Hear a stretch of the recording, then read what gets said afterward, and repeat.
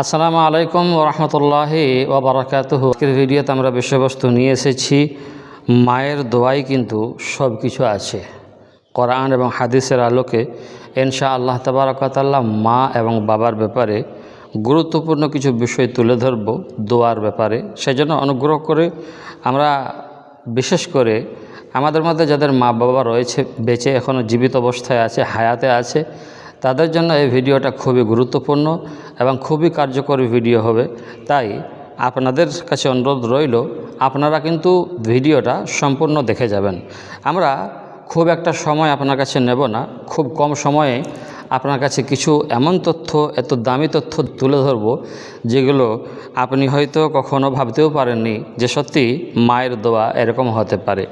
আমরা সর্বপ্রথম বলবো, দেখুন, মায়ের দোয়া এবং তার প্রতি সন্তানদের যে গুরুত্ব ইসলামে অপরিসীম বলা হয়েছে। রাসূল সাল্লাল্লাহু আলাইহি ওয়াসাল্লামের স্পষ্ট হাদিস রয়েছে যেখানে বলা হয়েছে সন্তানের জন্য মায়ের দোয়া কখনো ফিরিয়ে দেওয়া হয় না।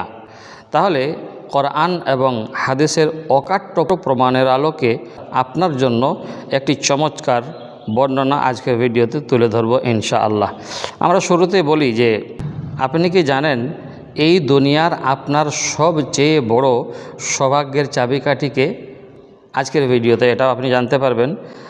কি তাহলে আপনার মায়ের এক ফোঁটা চোখের পানি এবং তার মুখের এক ফোঁটা দোয়া, কারণ মায়ের দোয়া সরাসরি আল্লাহর আরশে পৌঁছে যায়। চলুন আজকে জেনে নিই কোরআন এবং হাদিস এ সম্পর্কে কি বলে। আমরা এক নম্বর কথা বলবো, মায়ের দোয়া কিন্তু কখনো ফেরত যায় না হাদিসের প্রমাণে। তাহলে প্রথমত বলবো, আল্লাহ রাসূল সাল্লাল্লাহু আলাইহি ওয়াসাল্লাম স্পষ্ট ভাষায় ঘোষণা করেছেন যে কিছু মানুষের দোয়া কখনো ফিরিয়ে দেওয়া হয় না। সুনানে ইবনে মাজাহ শরীফের হাদিসে নবীজি সাল্লাল্লাহু আলাইহি ওয়াসাল্লাম বলেছেন, তিনটি দোয়া এমন রয়েছে যে তিনটি দোয়া কখনো ফিরিয়ে দেওয়া হয় না। এক নম্বর হলো মাজলুমের দোয়া, অর্থাৎ অত্যাচারিতদের দোয়া, যাদের উপর অত্যাচার করা হয় সেই ব্যক্তিদের দোয়া। দ্বিতীয়ত মুসাফির ভ্রমণকারীদের দোয়া। আর তৃতীয়ত সন্তানদের জন্য পিতা মাতার দোয়া। এই তিন শ্রেণীর মানুষের দোয়া কখনো আল্লাহর কাছ থেকে ফিরে যায় না, সোজা আল্লাহর আরশে চলে যায়। হাদিস বিশারদদের মতে পিতা এবং মাতার মধ্যে মায়ের স্থান যেহেতু সবার উপরে রাখা হয়েছে, তাই সন্তানের জন্য মায়ের দোয়া কিন্তু সবচেয়ে দ্রুত কবুল হয়। দ্বিতীয় পয়েন্ট আমরা বলবো, মহান আল্লাহ তাবারক ওয়া তাআলা কোরআনে কারীমে একাধিক জায়গাতে নিজের ইবাদতের পরপরই কিন্তু পিতা এবং মাতার প্রতি সদয় ব্যবহারের নির্দেশ দিয়েছেন। সূরা লোকমানে 14 নম্বর আয়াতে আল্লাহ তাআলা বলেছেন, আমি মানুষকে তার পিতা মাতার প্রতি সদয় ব্যবহারের নির্দেশ দিয়েছি। তার মা কষ্টের পর কষ্ট সহ্য করে তাকে গর্ভে ধারণ করে বা করেছে।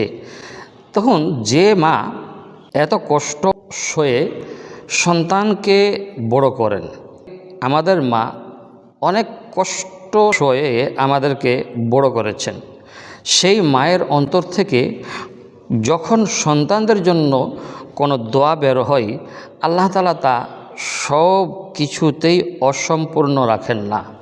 এটা আমাদেরকে ভালোভাবে জানতে হবে। তৃতীয় নম্বর কথা আমরা বলবো, মায়ের দোয়া দুনিয়া ও আখিরাতের সফলতা।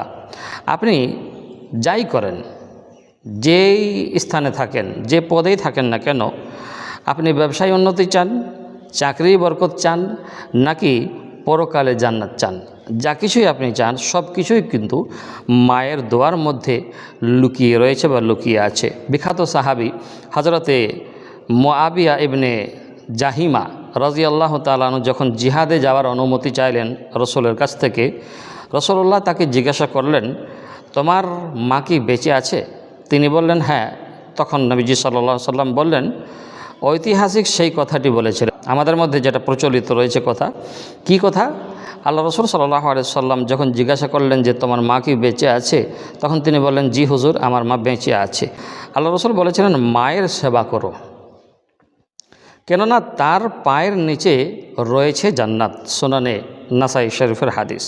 তাহলে বাস্তব জীবনের শিক্ষা এবং সতর্কতা আপনাদের বা আমাদের মনে রাখার দরকার বা মনে রাখতে হবে, মায়ের দোয়া যেমন আপনাকে রাজা বানিয়ে দিতে পারে, তেমনি মায়ের বদদোয়া আপনাকে অভিশাপ দিতে পারে, আপনার জীবনকে ধ্বংস করে দিতে পারে। তাই কখনো মায়ের মনে কষ্টের কারণ হবেন না। মা রেগে গিয়ে বা কষ্ট পেয়ে মুখ ফুটে যদি কিছু বলে, দুনিয়া ও আখিরাত দুইটি আপনার অন্ধকার হয়ে যেতে পারে। অতএব ক্ষেত্রে সুপ্রিয় দর্শক, আমি বলেছি প্রথমেই যাদের মা এখনও বেঁচে আছেন, আজই মায়ের কাছে যান, তার সেবা করুন এবং একটিবার বলুন, মা আমার জন্য একটু দোয়া করো।